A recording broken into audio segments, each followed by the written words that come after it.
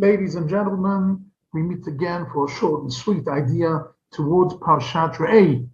We have to look into it. And the way we look into it, we find it is the happiest Parsha in the Torah. Why is it the happiest Parsha in the Torah? Because 7 times in this Parsha, it tells us to be happy. I want to show you that each of these 7 times has a different focus. The first time, it says, Usmachtem, we have to be happy. What are we talking about? It's talking about being happy with our produce. The Mishnah in Pirkei Avot says that Ezu Ashir, Asamech Chalko, who is rich, a person who is happy with what he has. We should be happy with what we have. And if we're happy with what we have, then we can get to the second stage of happiness. What's the second stage of happiness? Second stage of happiness is where are we supposed to be happy?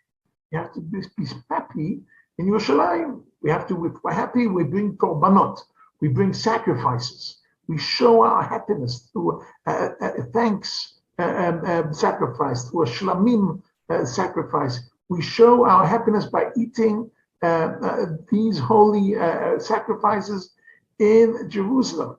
But that's only the second v'samachtem. The third smachtem points out who do we eat this with? We have to eat this with our wife and children, and with our slaves and our women slaves, and with the orphans and with the widows and with all the misfortunate people, because we have to be, if we really want to be happy, we have to share.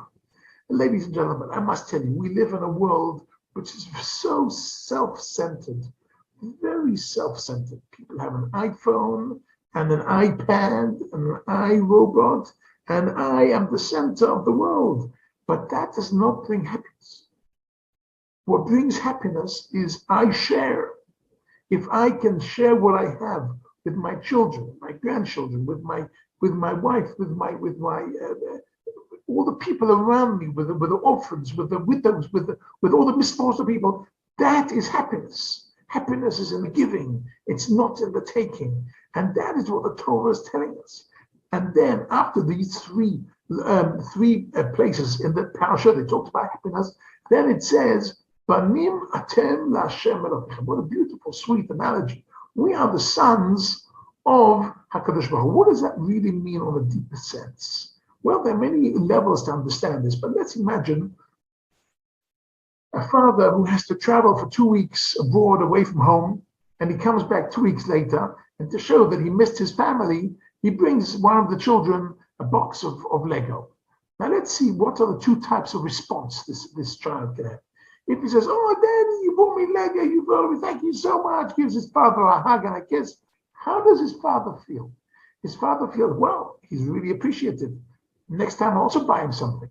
But what happens if the child will say, well, crying, I didn't want Lego, I wanted a remote control car, I don't know, some other toy. And he's crying, why you? So the father takes away the Lego as well. Says, I don't have the remote control car, I don't even have the Lego. Oh, so yeah, he cries and cries and cries.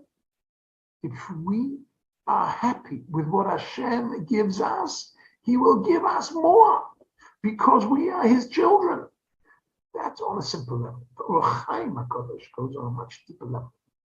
It says that even in the face of the highest tragedy, when people die, we shouldn't be so sad. Why? Because we are children of HaKadosh Baruch Hu.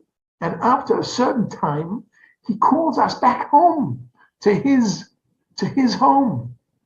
And our neshama goes back to His home.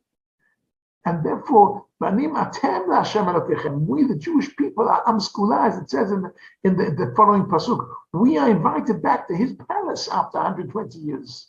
And therefore, the loss is only for us who have stayed behind. We're missing the person who's dead. But we are Banim atem la'Hashem Elokeichem. We're the children of HaKadosh Baruch Hu. Let's continue. We've got another 4 times in the Pasha that it says Sameach. What are the other 4 times? Well, the other 3 are quite easy. It's Pesach, and it's Shavuos, and it's Sukkot. So it talks about the 3 holidays that it says we have to yira'eh kol zchucha. We have to go in and go up to Jerusalem and be happy there. And we have to eat from our Masasheni money, and we have to be able to afford it. We have to show our happiness. Of course, those of you who have parents or have grandparents, you know when you go to visit your parents and grandparents, right? Not when you're sulking, but when you're happy, you want to show them. And those of you who are parents and our grandparents, when are you happy to see your children or your grandchildren? When they come in happy. When they come in sulking, you're not so happy to see them. So we have to come and we have to be happy. When we go to Yerushalayim and we eat the sacrifices, we should be happy. V'samachta b'chagecha. We have to be happy on all our 3 chagim, as it says in this week's parasha. And then what is the final time it says v'samachta? The final one is v'hayita ach sameach.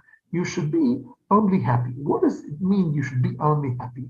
Says Rashi something very interesting. It says that is not a mitzvah. It's not a mitzvah. It's a fact.